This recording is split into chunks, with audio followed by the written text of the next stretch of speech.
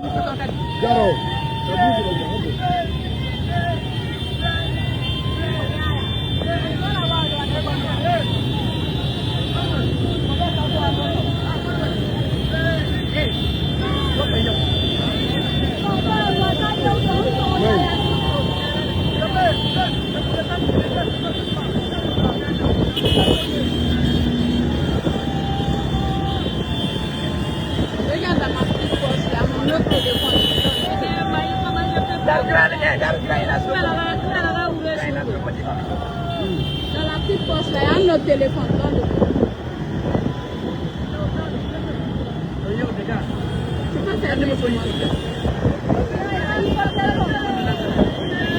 Tu fais pas tes deux pieds, même les 40.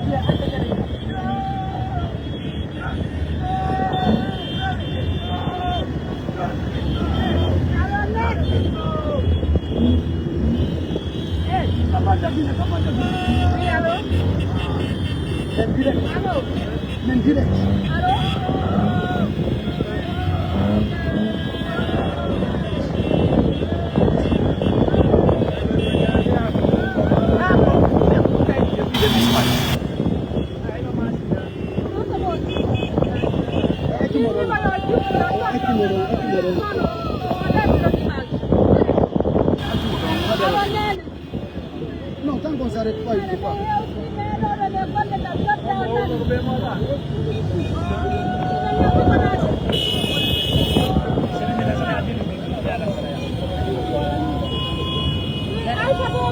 Allô? Allô?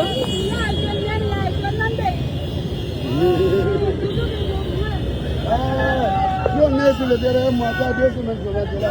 Il faut rester.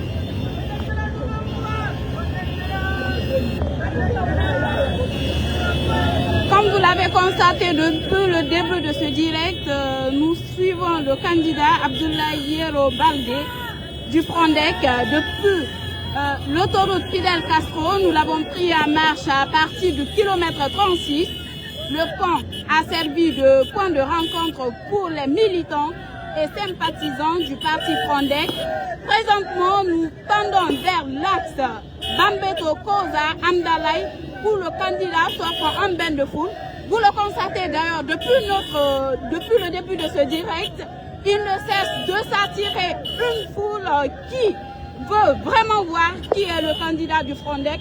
Abdoulaye Yero Baldé, l'infatigable président du parti Frondec, est sorti une fois de plus pour saluer la population qui rallie l'autoroute, rien que pour le voir. Continuez à nous suivre sur mediaguinée.com et vous verrez la suite de l'événement avec nous.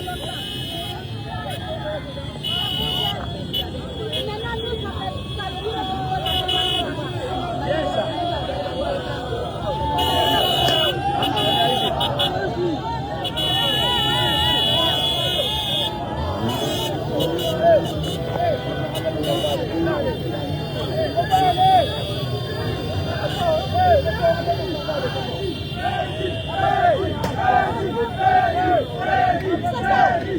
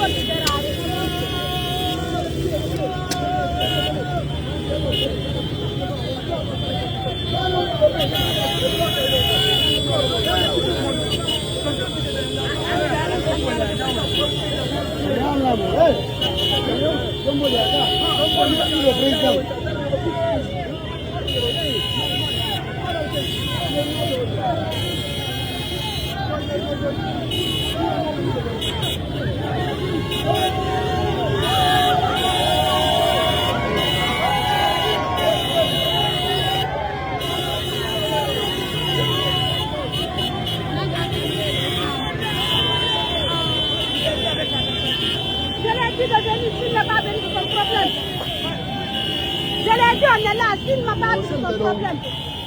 Faut faire ce qui est ici du Bundara.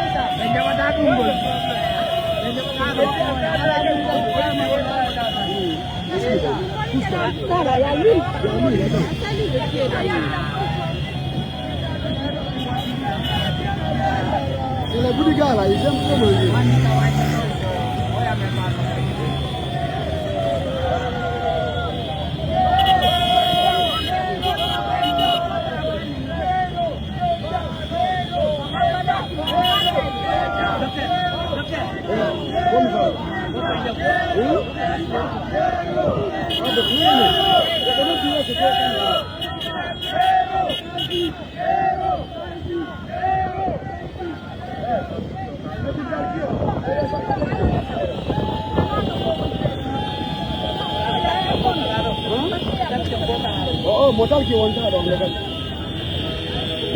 Why? Why? Why? Tu n'as même pas pour brancher parce que j'ai peur que le téléphone te touche sur toi. Après.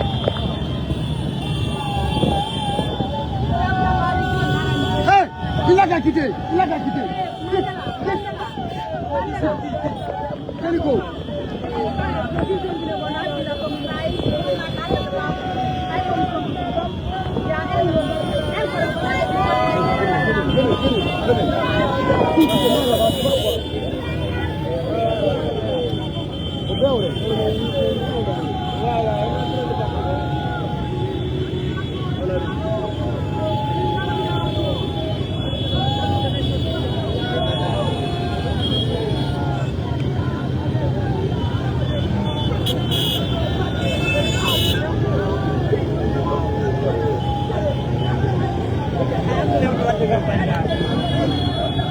Allora so fare con anglais.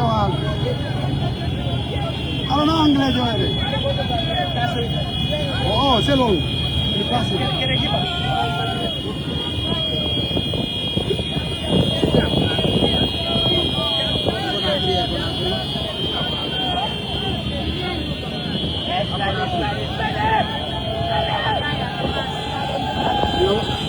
No, no, no, ma dai, che